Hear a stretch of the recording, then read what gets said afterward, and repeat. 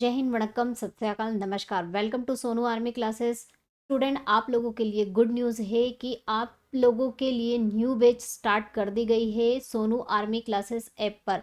जी हाँ, Sonu army classes app को आप प्ले स्टोर से डाउनलोड कर सकते हैं। वहाँ पर आपको पेड कोर्स के अंतर्गत ये न्यू बैच मिल जाएगी। इस बैच के अंतर्गत आपको हर एक सब्जेक्ट जो आपको एग्ज़ाम में पूछे जाते हैं उनको डिटेल में पढ़ाया गया है और उन सब्जेक्ट के अंदर टॉपिक जो है सारे कवर किए गए हैं डिटेल में एज पर योर सिलेबस। और इसके अलावा इस बैच की खास बात ये है कि आपको इसके अंदर हर एक जो टॉपिक मैं करवाऊंगी वो बिल्कुल डिटेल में और पॉइंट टू पॉइंट करवाऊंगी। इसमें एक्स्ट्रा आपको कुछ नहीं पढ़ना है। जो आपकी एग्ज़ाम में पूछा जाता है, जो आपके सिलेबस में है, वही कवर करवाया जाएगा। और साथ ही साथ आपको एक्सरसाइज भी सॉल्व करवाई जा रही है। इन एक्सरसाइजों में जो क्वेश्चंस हैं वो मोस्ट एक्सपेक्टेड क्वेश्चंस जो हैं पूछे जाते हैं एग्जाम में, वही इंक्लूड किए गए हैं। उससे हमने प्रैक्टिस भी करी है। नोट्स भी मिलेंगे आपको। पीडीएफ नोट्स आप डेमो में जाकर चेकआउट कर सकते हैं। आपको पीडीएफ नोट्स भी प्रोवाइड किए गए हैं जिसमें आपको जो थ्योरी या जो क्लास में पढ़ाया गया है उसके नोट्स भी मिलेंगे और साथ ही साथ आपको जो एक्सरसाइज सॉल्व करवाई गई है उसकी पीडीएफ भी अवेलेबल हो जाएगी। साइड में पीडीएफ का ऑप्शन भी आपको मिलेगा। और ये जो बैच है आपकी जब तक एग्ज़ाम नहीं होती तब तक चलेगी। तो आपको टेंशन लेने की ज़रूरत नहीं है कि हम अभी बैच अगर ले लेते हैं तो हमारा क्या होगा, एग्ज़ाम तक हमें ये बैच जल्द मिलेगी या नहीं मिलेगी। तो ये जो बैच है आपको एग्ज़ाम तक पूरे 1 साल के लिए आपके लिए वैलिड है। और इस बैच से रिलेटेड अगर आपको डाउट है कि बैच हमारे पास कब तक रहेगी, हम बैच को कब तक ज्वाइन कर सकते हैं, तो जब तक आपकी एग्ज़ाम होगी तब तक आप बैच में जुड़े रह सकते हैं। बैच को ज्वाइन कर लीजिए अभी से। आप एग्ज़ाम का वेट नहीं कीजिए क्योंकि एग्ज़ाम दिसंबर के बाद जो है नोटिफिकेशन एग्ज़ाम का कभी भी आ सकता है और नोटिफिकेशन के 1-2 महीने बाद एग्ज़ाम आ जाती है तो इतना टाइम नहीं मिलेगा। सिलेबस बहुत ज़्यादा वास्ट है। हम सिलेबस ऑलरेडी डिस्कस कर ही चुके हैं कि कितना बड़ा सिलेबस है, तो उसे कवर करना इतना कम टाइम में मुश्किल है। और उन लोगों के लिए स्पेशल बोल रही हूँ जिनका जो एज है 22 चल रहा है अभी, और उनको अगर कन्फ्यूज़न है एज से रिलेटेड तो गूगल पर जाकर एज कैलकुलेटर में अपनी एज को कैलकुलेट कर लीजिए। क्योंकि अभी अगर आप स्टार्टिंग आपका है 22 या 23, 1-2 महीने ऊपर भी हो गए हैं तो एग्ज़ाम आपका दिसंबर के बाद जो है न्यू ईयर में, नए साल में कभी भी हो सकता है। नोटिफिकेशन दिसंबर के बाद आ सकता है। तो आपके लिए लास्ट चांस है। तो अगर आप बैच ज्वाइन कर लेंगे और अच्छे से तैयारी कर लेंगे तो आपका जो ये लास्ट चांस है आपके हाथ से निकलना नहीं चाहिए। आप पूरी तरह से ज़ोर शोरों से मेहनत कीजिए और आपका जो ये लास्ट चांस है आपके हाथ से निकले ना और आपका सिलेक्शन हो जाए। तो स्पेशली उन स्टूडेंट्स के लिए मैं बोल रही हूँ। तो सोनू आर्मी क्लासेस ऐप को विजिट कीजिए, वहाँ पर जाकर डेमो क्लासेस चेकआउट कीजिए। और इस बैच की एक खास बात ये भी है स्टूडेंट कि इसके साथ आपको प्रैक्टिस के लिए टेस्ट सीरीज भी प्रोवाइड की गई है। आप टेस्ट सीरीज में जाकर टेस्ट सीरीज जो फ्री टेस्ट सीरीज है उनको चेकआउट भी कर सकते हैं कि किस तरह से आप टेस्ट दे सकते हैं, किस तरह के क्वेश्चंस इंक्लूड किए गए हैं और साथ में आपको इसकी भी पीडीएफ भी प्रोवाइड की गई है। तो आपको थ्योरी भी मिल जाएगी, पीडीएफ भी मिल जाएगी, एक्सरसाइज में मोस्ट एक्सपेक्टेड क्वेश्चंस भी मिल जाएंगे और साथ ही साथ टेस्ट सीरीज भी प्रैक्टिस के लिए मिल जाएगी क्योंकि अभी ऑनलाइन एग्जाम हो रही है। तो ऑनलाइन के हिसाब से आपकी प्रैक्टिस भी हो जाएगी। तो ये आप लोगों के लिए सुनहरा मौका है। बैच को ज्वाइन कीजिए और अगर कुछ भी डाउट हो तो ऐप में आपको व्हाट्सएप नंबर मिल जाएंगे। आप वहां पर जाकर क्वेरी, कुछ भी इस बैच से रिलेटेड कुछ भी क्वेरी हो तो आप कर सकते हैं। तो चलिए आज हम बायोलॉजी की क्लास स्टार्ट कर लेते हैं। आज जो हम बायोलॉजी की क्लास में पढ़ेंगे वो पढ़ेंगे डाइजेस्टिव सिस्टम यानी कि पाचन तंत्र। पाचन तंत्र के मोस्ट इंपॉर्टेंट क्वेश्चन आज इस क्लास में मैं डिटेल में आप लोगों को एक्सप्लेन करूंगी। और आपकी जो डाइजेस्टिव सिस्टम से रिलेटेड जितने भी डाउट है इस क्लास के बाद बिल्कुल क्लियर हो जाएंगे। तो चलिए इस क्लास को हम स्टार्ट कर देते हैं बिना किसी देरी के। चलिए तो क्वेश्चंस देख लेते हैं हम डाइजेस्टिव सिस्टम यानी कि पाचन तंत्र के क्वेश्चन। क्वेश्चन नंबर फर्स्ट है, कौन सी एक विघटन अभिक्रिया है, which one is a decomposition reaction. Nursing assistant के स्टूडेंट्स ध्यान रखिए, आपको जो डीकम्पोजिशन कॉम्बिनेशन रिएक्शन यानी कि केमिकल रिएक्शन जो हमने केमिस्ट्री में पढ़ा था उसमें से क्वेश्चन अभी रिसेंट एग्जाम में पूछा गया है। अगर आपने केमिस्ट्री का चैप्टर नहीं पढ़ा हो तो जो बैच चल रही है सोनू आर्मी क्लासेस ऐप पर, वहाँ पर जाकर आप जो केमिकल रिएक्शन है उसका चैप्टर अटेंड कर सकते हैं। वहाँ से आपके जो केमिकल रिएक्शंस के डाउट है वो सारे क्लियर हो जाएंगे। फिर भी मैं आपको बता देती हूँ कि जो डीकम्पोजिशन रिएक्शन है, विघटन अभिक्रिया क्या होती है, इसमें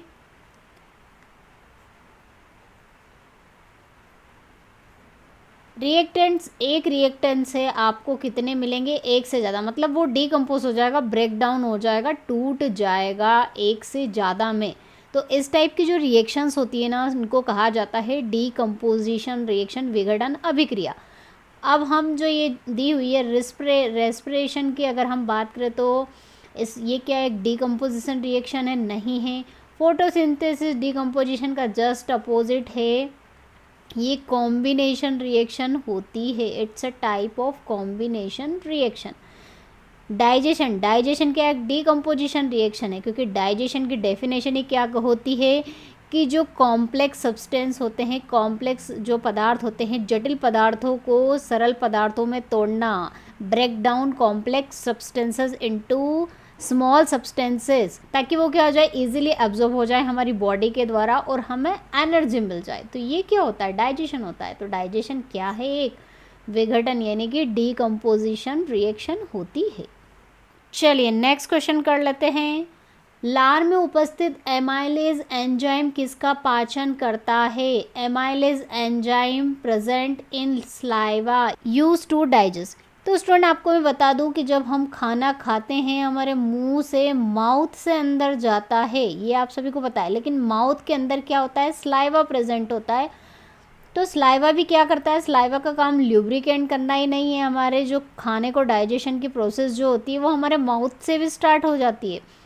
वो कैसे होती है कि जो स्लाइवा रहता है यानी कि लार स्लाइवा, इसमें क्या प्रेजेंट होते हैं, एंजाइम्स प्रेजेंट होते हैं, जिसमें एक एंजाइम क्या होता है, एमाइलेज एंजाइम होता है, जो क्या करता है, स्टार्च का डाइजेशन करता है। स्टार्च या फिर आप ऐसे कार्बोहाइड्रेट भी बोल सकते हो, कार्बोहाइड्रेट्स बोल सकते हो और शुगर भी बोल सकते हो, तीन नाम बोल सकते हो आप, क्योंकि स्टार्च क्या, it's a type of carbohydrates. अगर आपने कार्बोहाइड्रेट की क्लास अटेंड नहीं करी है तो उसको अटेंड करिएगा।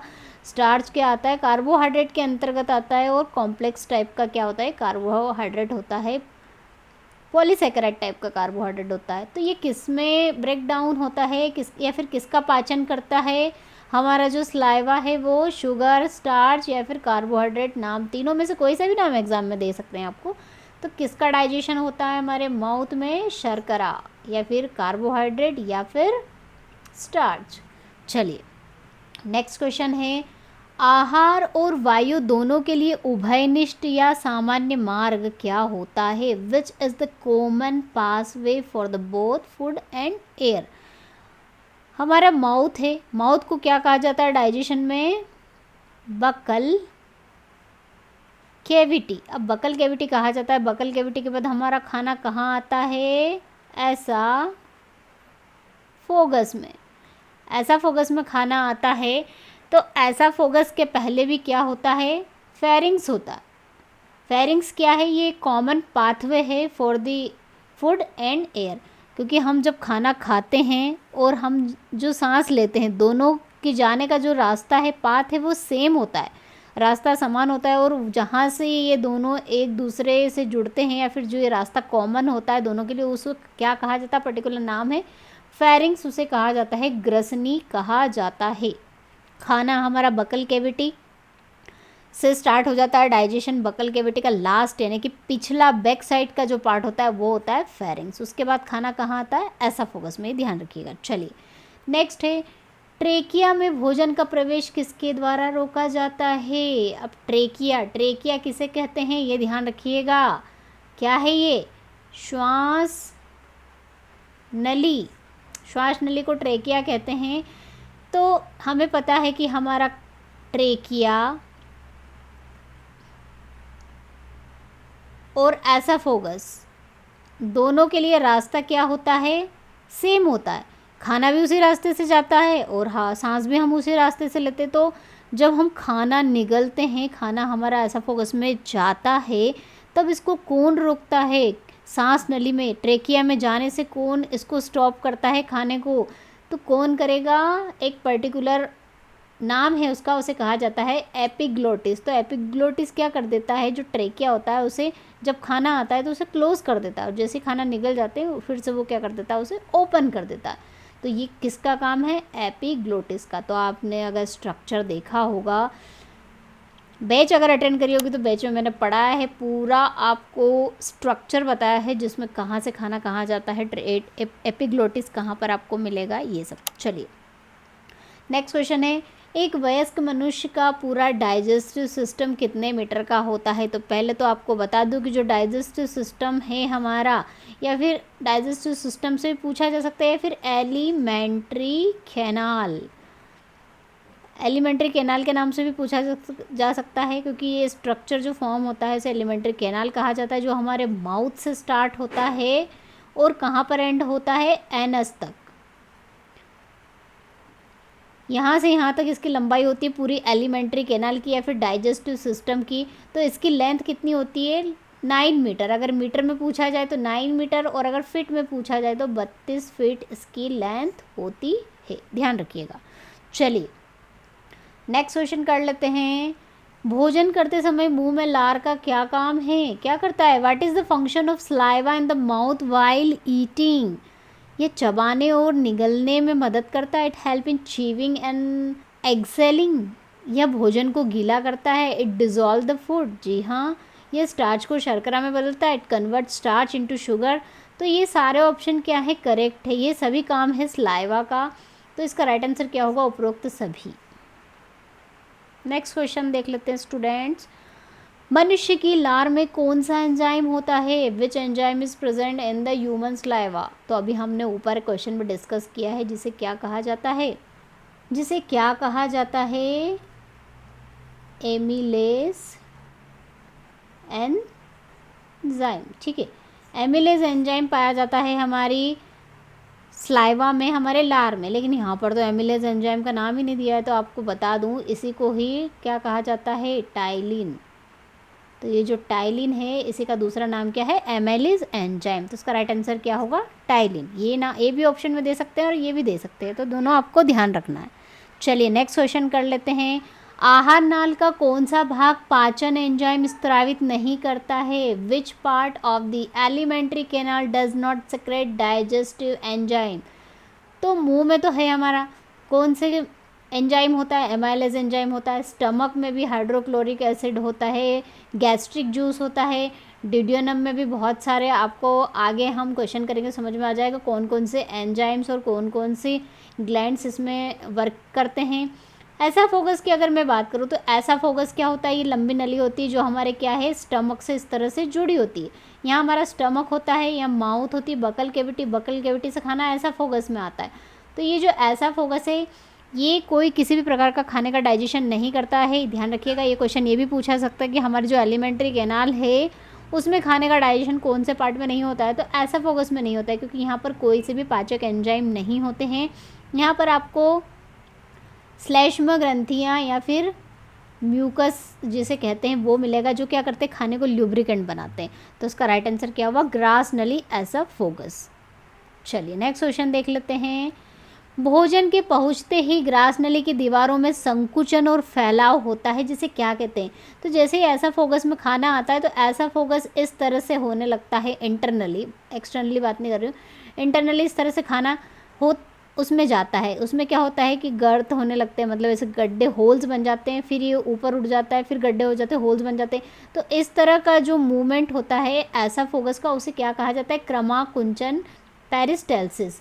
ठीक है, इसे क्रमाकुंचन यानी कि पेरिस्टेल्सिस कहा जाता है। जिससे क्या होता है, क्या फ़ायदा होता है, अगर इसमें क्रमाकुंचन नहीं होगा, पेरिस्टेल्सिस की मूवमेंट नहीं होगा, तो खाना हमारा जैसे ही आएगा वैसा फोकस में धड़ाम से हमारे स्टमक में जाके गिर जाएगा और हमें आवाज़ भी फील होगी। आई थिंक आवाज़ फील ना हो, लेकिन वह गिरेगा तो वो ज़रूर हमें फील होगा। तो ऐसा नहीं होता, डायरेक्ट खाना गिरता नहीं है, धीरे धीरे करके आता है। तो वो किसके कारण होता है, पेरिस्टेटल मूवमेंट्स के कारण ऑफ द ऐसा फोकस। चलिए नेक्स्ट क्वेश्चन है, कौन सा मानव की आहार नाल का हिस्सा है, which is a part of human alimentary canal, mouth. जी हाँ, फेरिंग्स भी होता है, ग्रसनी में बता चुकी हूँ। उसके बाद एसोफेगस और स्टमक। तो ये सभी पार्ट क्या हैं, हमारी आहार नाल यानी कि एलिमेंट्री कैनाल के पार्ट है। एलिमेंट्री कैनाल के जो पार्ट्स हैं उनके सीक्वेंस आपको याद रखना है। सबसे पहले मैं शॉर्टकट में लिख देती हूँ, माउथ आएगा, माउथ के बाद फेरिंग्स आता है, माउथ का जो बोल सकते हैं आप बैक साइड पार्ट होता है। उसके बाद एसोफेगस आता है, उसके बाद क्या आता है, स्टमक आता है, स्टमक।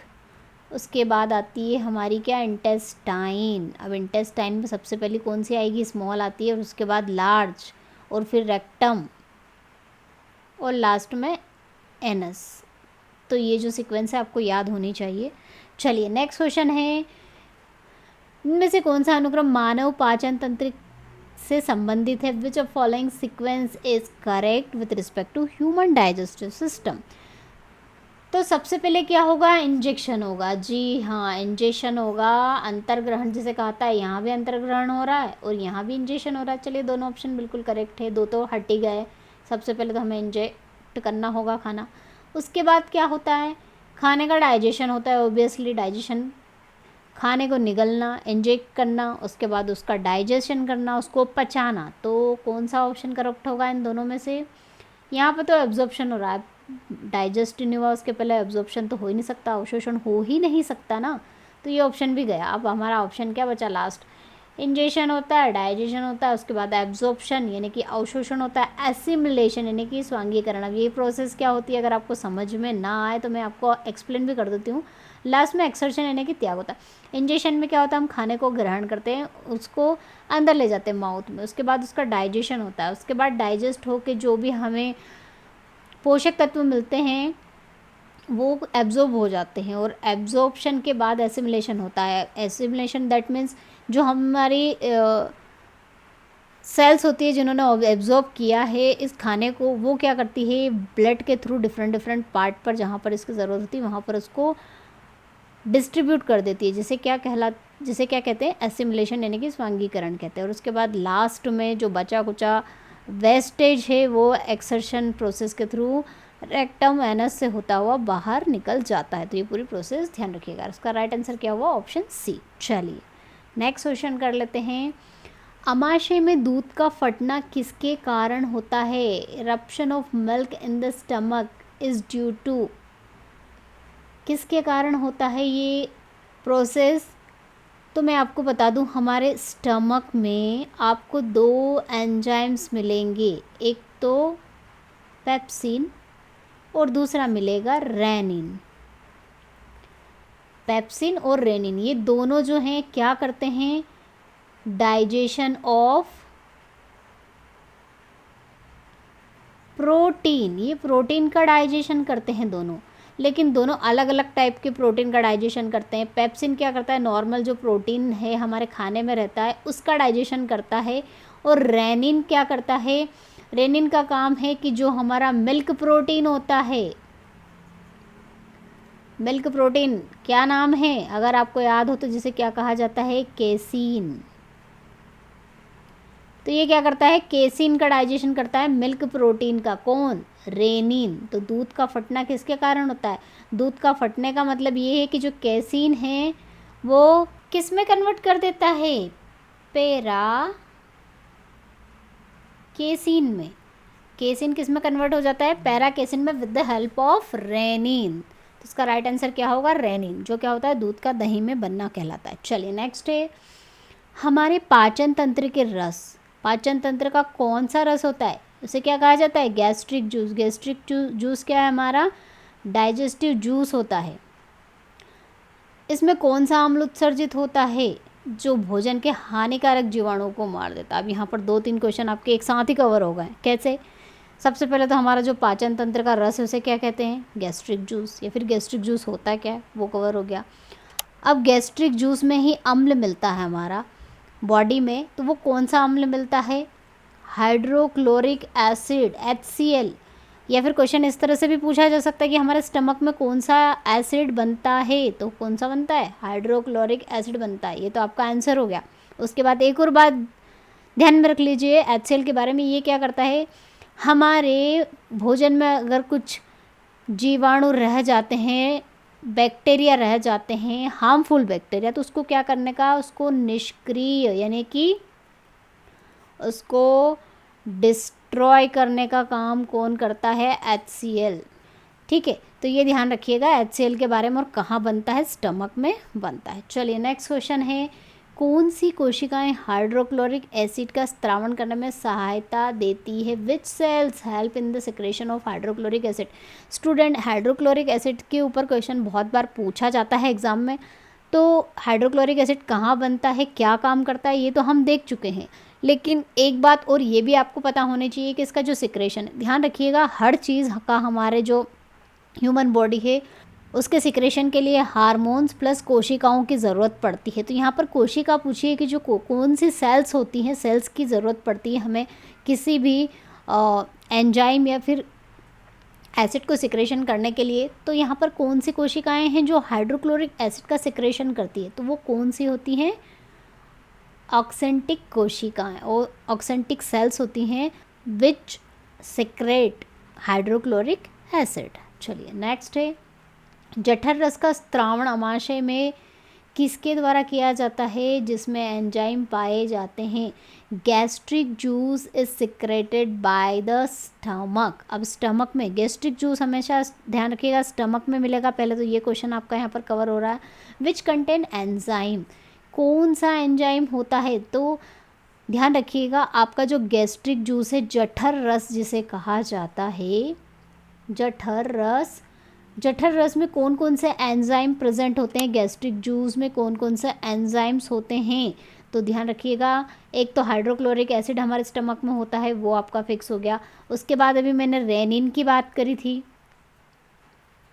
और पेप्सिन, प्रोटीन, ये दोनों क्या हैं, पेप्सिन, हाँ, पेप्सिन रेनिन दोनों क्या करते हैं, प्रोटीन का डाइजेशन करते हैं। और एक बात और भी बता दूं आपको, जो कि हमारा स्टमक है उसमें किसका डाइजेशन होता है, ओनली प्रोटीन एंड फैट्स का, बस प्रोटीन का सबसे ज़्यादा डाइजेशन होता है, फैट्स का भी थोड़ा बहुत हो जाता है, कार्बोहाइड्रेट का डाइजेशन हमारे स्टमक में नहीं होता है, ध्यान रखिएगा कभी पूछ लिया जाए तो हमारा जठर रस यानी कि गैस्ट्रिक जूस किस किस का कॉम्बिनेशन है, hydrochloric acid, pepsin and rennin. चलिए नेक्स्ट है, यकृत से बनने वाला पित्त कहाँ पर संचित होता है, where is the bile produce by the liver store. अब ध्यान रखिएगा कि जो बाइल जूस है वो हमारे डाइजेशन में बहुत ज़्यादा हेल्प करता है, जो जिसका जो फॉर्मेशन है कौन करता है, लीवर करता है, और लीवर में बनता है, इसका फॉर्मेशन होता है, बट ये स्टोर कहाँ पर होता है, गॉल ब्लैडर में। गॉल ब्लैडर का क्या काम है, storage of the bile juice, तो कहाँ पर स्टोर होता है, गॉल ब्लैडर में। और ये जो यकृत से निकला हुआ पित्त रस होता है यानी कि बाइल जूस होता है, ये हमारी कहाँ पर सिक्रेट होता है, कहाँ पर आता है, स्मॉल इंटेस्टाइन में, ध्यान रखिएगा स्मॉल इंटेस्टाइन में जाकर ये इसको सिक्रेट कर देता है, स्त्रावित कर देता है, छोड़ देता है, जो कि हमारे डाइजेशन में हेल्प करता है। अब क्या हेल्प करता है हम आगे देखेंगे। चलिए नेक्स्ट है, हमारे पेट में पेप्सिन का क्या काम है, what is the function of pepsin in our stomach. Pepsin क्या करता है, डाइजेशन ऑफ द प्रोटीन, जो हमने डिस्कस किया था अभी, तो क्या करेगा ये, अमाशय में प्रोटीन का पाचन, digestion of the protein in the stomach. चलिए नेक्स्ट क्वेश्चन है, छोटी आंत की आंतरिक परत में उंगलियों जैसी संरचनाएं होती है, उन्हें क्या कहा जाता है, finger like structure in our inner lining of the small intestine. Small intestine का आपने कुछ इस तरह से स्ट्रक्चर देखा होगा, इस तरह से हमारी स्मॉल इंटेस्टाइन होती है, 3 पार्ट में डिवाइड होती है, ये 3 अलग अलग नाम हैं, जिसे कहा जाता है डेडुनम, ये होता है इलियम, और इसे क्या कहा जाता है, जेजुनम। 3 पार्ट में डिवाइड होती है। तो इलियम में क्या होती है कि इस तरह की फिंगर लाइक आपको स्ट्रक्चर मिलेगी, जो क्या करती है, जेजुनम में भी, तो ये क्या करती है, इन्हें विलाई, पहले तो इनका नाम आपको बता देते हैं, इन्हें विलाई कहा जाता है, जो क्या करती है, एब्जॉर्प्शन ऑफ द फूड करती है, मतलब खाने का अवशोषण करती है, खाने में जितने भी जैसे पचे हुए भोजन है, जैसे प्रोटीन्स हैं वो डाइजेस्ट हो जाते हैं, फैट्स डाइजेस्ट हो जाता है, कार्बोहाइड्रेट डाइजेस्ट हो जाता है, तो उनका क्या करती है, एब्जॉर्प्शन में हेल्प करती है, जिसे कहा जाता है विलाई, जो कहाँ पर आपको मिलती है, ओनली इन स्मॉल इंटेस्टाइन। चलिए नेक्स्ट है, अग्नाशय मानव शरीर की दूसरी बड़ी ग्रंथि है। एक क्वेश्चन का आंसर तो आपको यही मिल गया। Pancreas is the second largest gland of the human body. अब मैं आपसे क्वेश्चन करती हूँ, चलिए आपको होमवर्क में दे देती हूँ। Largest gland in human body क्या है, ये आप मेरे को कमेंट में कर सकते हैं। इसका आंसर वो आपको बताना है। चलिए अब हमारे क्वेश्चन पर स्विच हो जाते हैं। दूसरी बड़ी ग्रंथि है, इनमें से कौन सा एंजाइम स्रावित होता है? तो अग्नाशय जो है ग्लैंड, वो कौन सा एंजाइम सिक्रेट करती है इन आवर डाइजेशन प्रोसेस? तो कौन सा एंजाइम स्रावित करती है अग्नाशय? इसकी मैं आपको ट्रिक बता देती हूँ, लेट के नाम से आप इसको याद रख सकते हैं। 3 तरह के एंजाइम ये सिक्रेट करती है हमारी स्मॉल इंटेस्टाइन में, इसीलिए इसे क्या कहा जाता है? ये जो अग्नाशय है, पैनक्रियाज ग्लैंड, इसको क्या कहा जाता है? पूर्ण पाचक ग्रंथि, यानी कि कंप्लीट डाइजेस्टिव ग्लैंड होता है ये, क्योंकि इसके पास जितने भी कार्बोहाइड्रेट, प्रोटीन, फैट्स को डाइजेस्ट करने वाले एंजाइम सभी होते हैं, इसलिए पूर्ण पाचक ग्रंथि से कहा जाता है। 3 तरह के एंजाइम सिक्रेट करती है। लेट जिसे कहा जाता है, लेट एल से होता है लाइपेज जो कि फैट का डाइजेशन करता है, ए से होता है एमाइलेज जो कि कार्बोहाइड्रेट का डाइजेशन करता है, और टी से होता है ट्रिप्सिन जो बचा कुचा प्रोटीन है उसका डाइजेशन करता है। तो ये तीनों किस में प्रेजेंट होते हैं? अग्नाशय पैनक्रियाज में। तो इसका राइट आंसर क्या होगा? उपरोक्त सभी। चलिए नेक्स्ट क्वेश्चन देख लेते हैं। मनुष्य में भोजन के पाचन के बाद कार्बोहाइड्रेट को परिवर्तित कर दिया जाता है। After digestion of the food in human, carbohydrates are converted into which? तो एमिनो एसिड नहीं होगा। जो प्रोटीन का डाइजेशन कंप्लीट हो जाएगा हमारी बॉडी में, तो वो किस में कन्वर्ट होते हैं? एमिनो एसिड में। फैट्स का कंप्लीट डाइजेशन हो जाता है तो वो किस में कन्वर्ट हो जाते हैं? फैटी एसिड में। ग्लाइकोजन और ग्लूकोज में यहाँ पर आपको कन्फ्यूज़न हो सकता है क्योंकि दोनों कार्बोहाइड्रेट की फॉर्म होती है। तो कार्बोहाइड्रेट जो रहते हैं ये क्या किस फॉर्म में हमारी जो बॉडी है उसमें ब्रेक डाउन होते हैं? स्मॉलेस्ट जो वो होता है इनका फॉर्म वो होता है ग्लूकोज। लेकिन ग्लाइकोजन फिर क्या है? ग्लाइकोजन क्या है? ग्लाइकोजन के फॉर्म में, फिर ग्लाइकोजन में ये स्टोर होते हैं।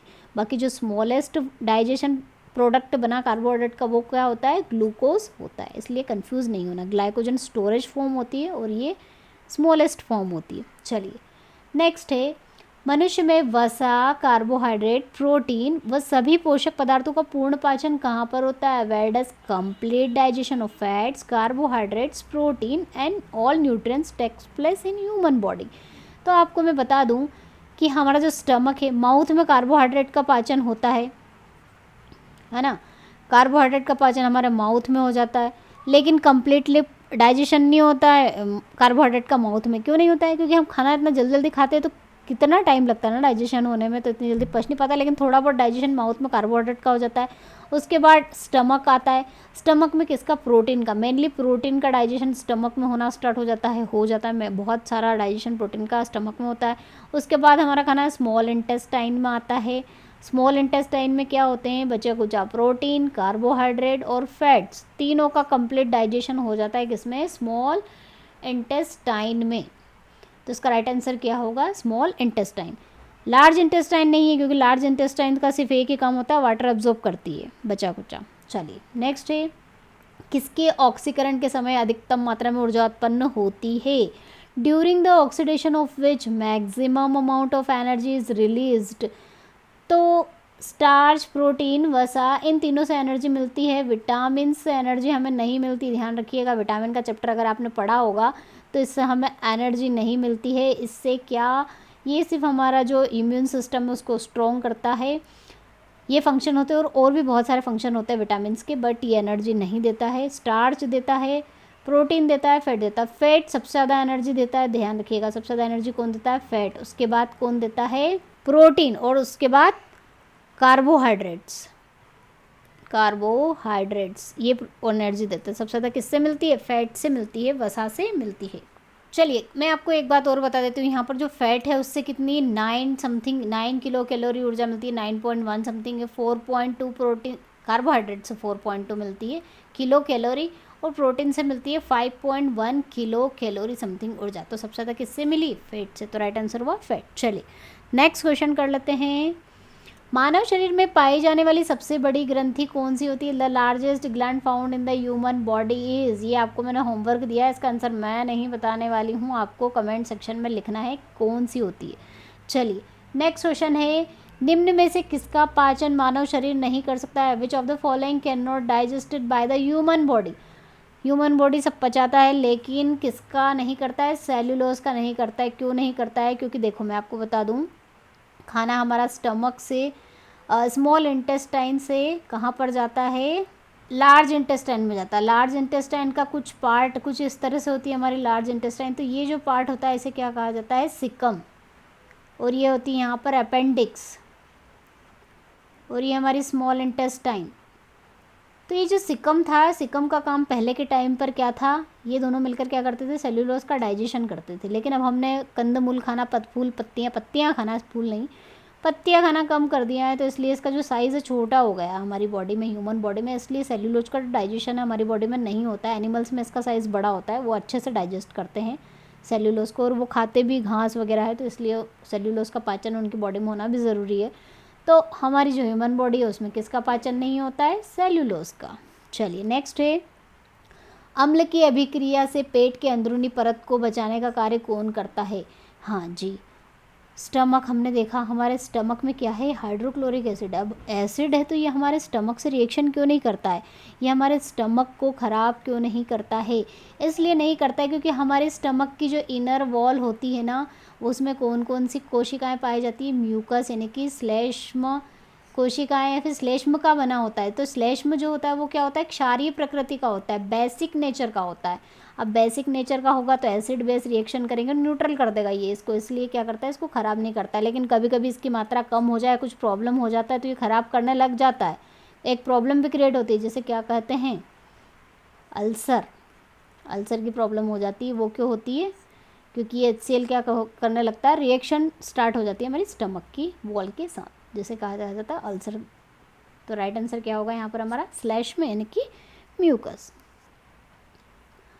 नेक्स्ट क्वेश्चन है, आहार नली की सबसे बाहरी परत को किस रूप में जाना जाता है? The outermost layer of the alimentary canal is known as.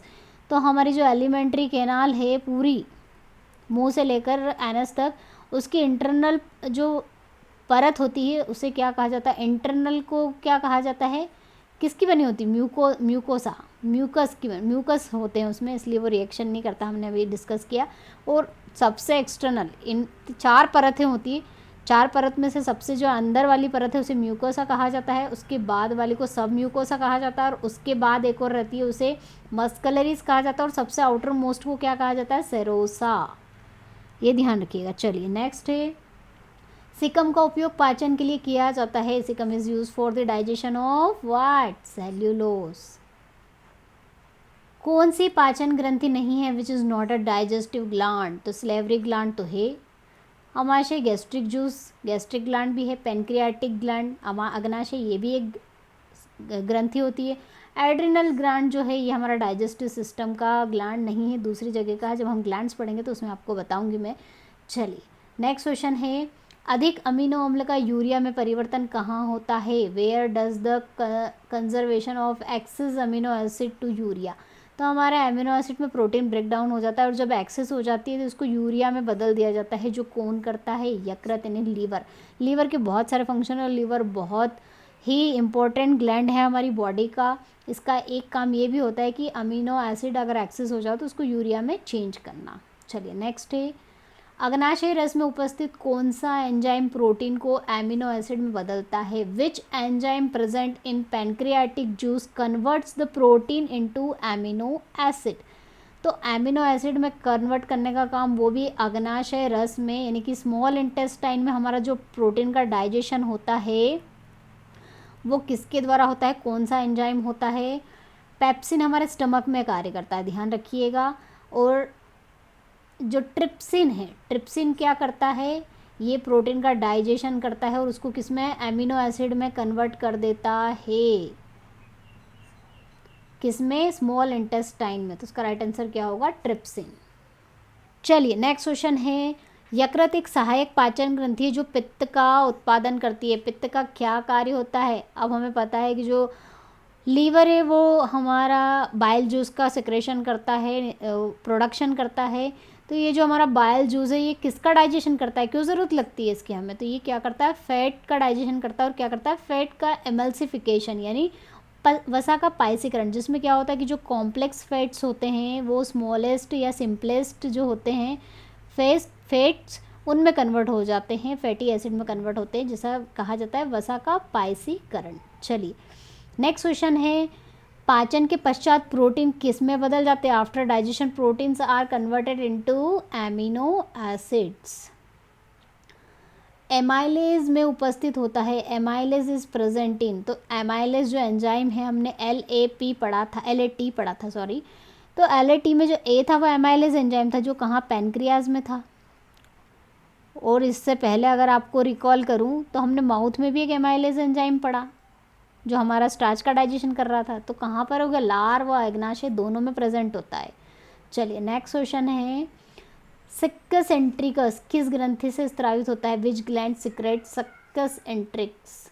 तो सक्कस एंट्रिक्स को स्त्रावित कौन करता है? लिबरिन की दीवारें, लिबरिन की दीवारें करती है। और सक्कस एंट्रिकस जो होता है वो क्या करता है, डाइजेशन में हमारा हेल्प करता है। कहाँ पर मिलेगा आपको ये? स्मॉल इंटेस्टाइन में डाइजेशन में हेल्प करता है सक्कस एंट्रिकस,